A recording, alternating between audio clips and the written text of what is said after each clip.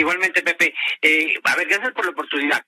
Primero, fíjate, si esta pregunta me lo hubieras hecho hace unos meses, a finales del año pasado, era distinta. Fíjate todo lo que ha pasado. Se conformó una alianza, como bien lo dijo Margarita, muy clara, para evitar que Morena tenga una mayoría, una alianza anti-López Obrador y anti-Morena. Se conformó y está funcionando. Dos, Morena ha tenido problemas para poner sus candidatos.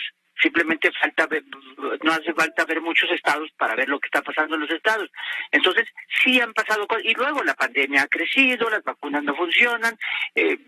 Han pasado muchas cosas. Hoy no es un día de campo para Morena. Sin embargo, hay que decirlo, Morena es el partido favorito. Morena. Si no, no se puede entender la formación de una alianza. La alianza es para enfrentar a un partido muy poderoso.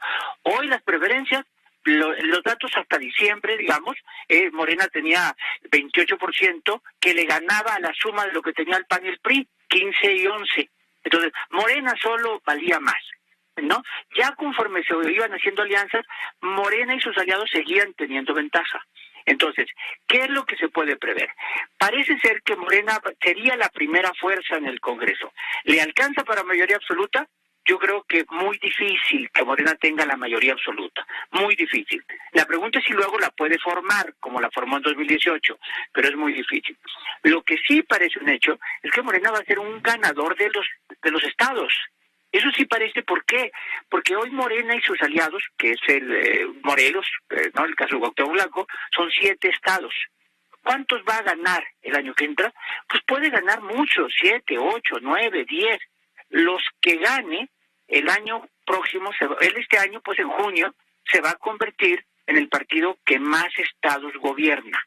O sea, eso parece un hecho, porque no importa si gana la mitad o gana muchos más o muchos menos, va a ser el partido que más estados, porque no pone en riesgo más que uno, Baja California. Es el único que pone en riesgo. Todos los demás los adquiriría quitándoles el PRI, quitándoles al PAN o al PRD, o al Independiente, el caso de Nuevo León. Ahí, perdón que te interrumpa, Baja California Sur, ahí el que pinta es Francisco Pelayo Covarrubias de la Alianza Va por México, sí, o Va por Baja California, como se llamará. Sí, mira, el PAN tiene muchas posibilidades, la Alianza tiene muchas posibilidades en Querétaro, en Baja California Sur, en Chihuahua, tiene posibilidades en San Luis Potosí, tiene posibilidades, Querétaro dije, pero en Nuevo León va a pelear en Nuevo León, en Sonora, en Sinaloa. Es decir, la conformación de la Alianza le dio posibilidades de quitarle el triunfo a Morena en estados donde parecía impensable, ¿no? Y hoy ya se ve pensable, ya Sonora se ve competido, Sinaloa se ve con posibilidades, se ve Baja California Sur, Chihuahua, Querétaro, San Luis. Ya no es un día de campo para Morena. Tú estás viendo para Morena, Baja California, Campeche, donde Laida Sansores va muy bien. Campeche, Colima, donde va a pelear con Movimiento Ciudadano, por cierto, Morena. Pero Morena podría llevarse Guerrero si resuelven sus conflictos, Tlaxcala, Zacatecas, que también va a haber una buena pelea, pero también el David Monreal parecería favorito. ¿Michoacán? Michoacán, fíjate, hay que ver si la salida de Cristóbal Arias, porque Cristóbal Arias renegó al no ser candidato y se va de candidato por otro partido. Hay que ver si le afecta o no a Morena. Queda Raúl Morón por Morena, pero Cristóbal Arias sale. Hay que ver qué hueco le hace y quién postula la alianza. No, aquí importa mucho el candidato de la alianza para ver si enfrenta con posibilidades a Morena, que está muy fuerte en Michoacán. Entonces, ¿tú ves para la oposición, sea Va por México o sea Movimiento Ciudadano, tú ves posibilidades que no gane Morena en Baja California Sur, Chihuahua, San Luis Potosí, quizá Nuevo León, Querétaro? Sonora y Sinaloa. Sonora y Sinaloa.